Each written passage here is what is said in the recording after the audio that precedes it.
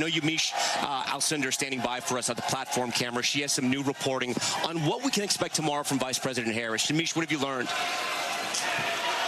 That's right. In talking to multiple sources who are familiar with Vice President Harris's speech, they tell me that she's going to be both contrasting herself with former President Donald Trump, saying why he's wrong for America, while also defining her vision for America. And while doing that, she's going to be leaning in, talking about her middle-class roots, talking about her mother, who said you might be the first, but you should not be the last, and you need to help other people. They're also, her team, the Harris team, is going to really be cautious when it comes to race and gender. They understand and want to mark the fact that she's a history-making candidate, but they also want to make sure that people know that she earned this. So they're going to be talking about her qualifications, her background as a prosecutor, sort of the people that she went and prosecuted cases against. And they're also telling me that she's really going to praise President Biden, that she's going to lean into the idea that she loves him, that she's grateful for him, that he was really a hero of the party, while also, of course, turning the page and saying, here's what I can do now to sort of continue that vision and that legacy. Tom, Hallie.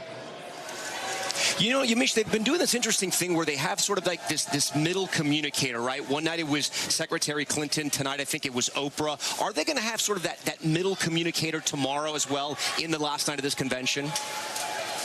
From my understanding, they are going to have that. We're not exactly sure who that person is going to be. She is very close to her family, Vice President Harris. So they're definitely going to want to make sure that they play up that, because they realize that she's going to be introducing herself to some Americans. Even if they know her as Vice President, they really want people to understand her background, the fact that her mother was a cancer researcher, the fact that her parents met as civil rights activists, the fact that she, as a young girl, went to protest in a stroller. So they want people to really understand who she is. And I was told that in 2019, when she ran back then, that she listened to a lot of political consultants who told her, you know, don't think about Kamala Harris for the people, so sort of change the way you're talking about your campaign. This time around, I'm told this speech represents her going back to her instincts, going back to her gut, and really going back to what she believes is the best way to communicate with Americans. So certainly that's going to mean her biography, but it's also going to mean policy. It's going to mean talking about what she's going to do to make rent decreases. It's going to mean helping out first-time home buyers. So a lot of sort of policy influence, but really influenced by how she sees the world and her experience, Tom, Hallie.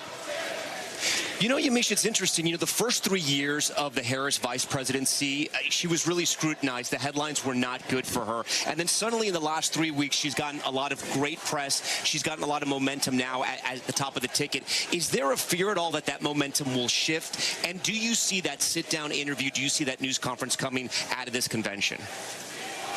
It's a key question. I've been told over and over again that they realize that this might be a honeymoon phase and that they really need to make sure that they turn this enthusiasm, all of these crowds. I was in Milwaukee yesterday where some 18,000 people, the Harris campaign said, showed up for that rally, along with, of course, all the thousands and thousands of people who are here in Chicago. So they want to make sure that people are signing up to be volunteers. So they have people signing them up. They have people that are going to be door knocking, that are going to be calling. They want to make sure that all of these voters, all of this enthusiasm actually turns into votes. So they're very cognizant of that. And when it comes to her engaging with the media, I've been asking that question. They say that they understand the Harris team, the pressure and the necessity needed to sit down and have conversations with the media. So we do expect a big joint interview, a substantive interview between her and Governor Walz and some sort of media outlet. We also, I'm told, they're going to be wanting to talk to social media influencers. They're going to be talking to like sort of non-traditional media, because they agree and understand sort of the power of the media, but they also want to make sure that they're meeting people where they are, and that might be on Snapchat